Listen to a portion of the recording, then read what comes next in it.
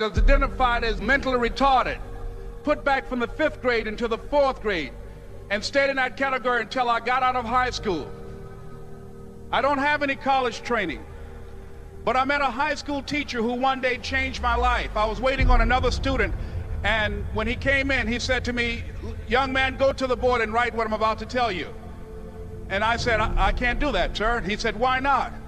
I said, "I'm not one of your students." He said, "It doesn't matter, follow my directions now." I said, "I can't do that, sir." He said, "Why not?" I said, "Because I'm educable mentally retarded." And he came from behind his desk and he looked at me. He said, "Don't ever say that again. Someone's opinion of you does not have to become your reality." And as he talked, my heart began to beat fast. Tears began to run down my eyes, and I was in the back just listening to him, because the speech he was giving, that speech was for me. And he said, "Les Brown," he said, "if you want to do anything worthwhile in life, you've got to be hungry." I told Mr. Washington I wanted to become a disc jockey. And so I started working to develop myself. He said, "I want you to practice every day being a disc jockey." I said, "But I don't have any job now." He said, "It doesn't matter." He said that it's better to be prepared for an opportunity and not have one than to have an opportunity and not be prepared. And as I was working to develop myself, I applied for a job as a disc jockey, WMBM on Miami Beach. I went to a guy named Milton Butterball. I said, "How you doing, Mr. Butterball? I'd like to get a job as a disc jockey." He looked at me, he said, "You have any broadcast background?" I said, "No, sir, I don't." "You have any journalism background?" I said, "No, sir, I don't." He said, "We don't have any jobs available." I said, "Yes, sir." I went back to Mr. Washington and I told him. He said, "Don't take it personally." He said, "Most people are so negative, they will have to say no 7 times before they say yes." He said, "Go back again." So I went back again. I said, "How you doing, Mr. Butterball? My name is Les Brown." He said, "I know what your name is. What do you want?" I said, "I'd like to know whether or not you have any jobs as a disc jockey, sir." He said, "Didn't I just tell you yesterday we didn't have any jobs?" I said, "Yes, sir, but I know whether or not somebody got laid off or somebody was fired, sir." He said, "No one was laid off or fired. Now get on out of here." I came back the next day like I was seeing him for the first time. I said, "Hello, Mr. Butterball, how are you?" He looked at me with rage. He said, "Go get me some coffee."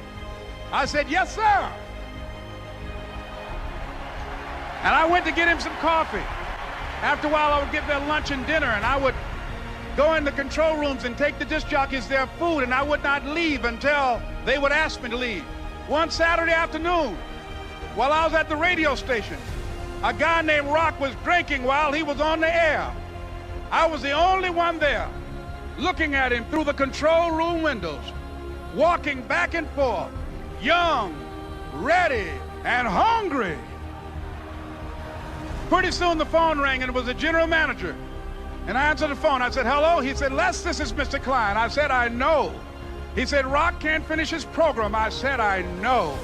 He said, "Would you call one of the other DJs in?" I said, "Yes, sir." I hung the phone up. I said, "Now he must think I'm crazy." I called my mom and my girlfriend, Cassandra. I said, "Y'all turn up the radio and come out on the front porch. I'm about to come on the air." I waited for about 20 minutes, and I called him back. I said, "Mr. Klein, I can't find nobody."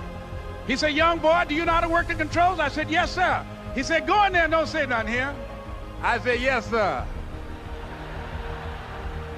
I couldn't wait to get behind those controls. I put on an old Stevie Wonder record called Fingertips. I sat down behind that turntable. I said, "Look out, this is me, LB Triple P, Les Brown, your platter playing papa. There were none before me, and there will be none after me. Therefore, that makes me the one and only. Young and single and love to mingle, certified, bona fide, indubitably qualified to bring you satisfaction, a whole lot of action. Look out, baby, I'm your love man." I was hungry.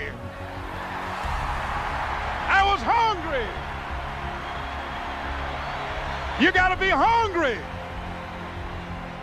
Begin to know that you have greatness within you.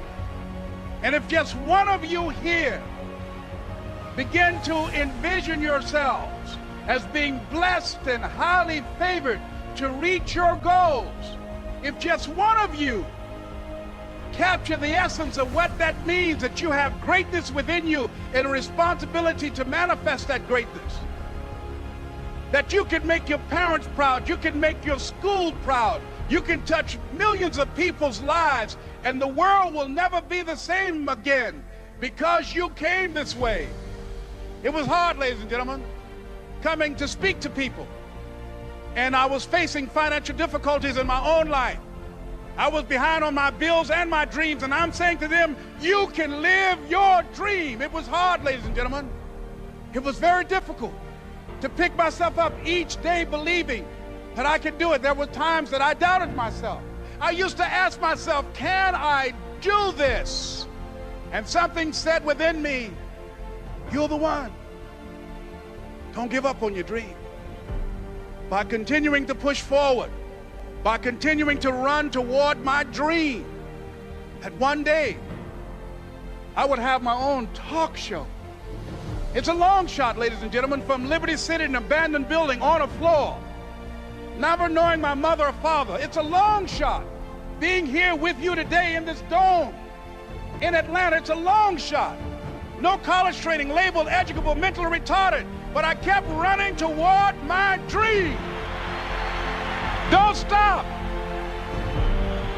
Don't stop running toward your dream.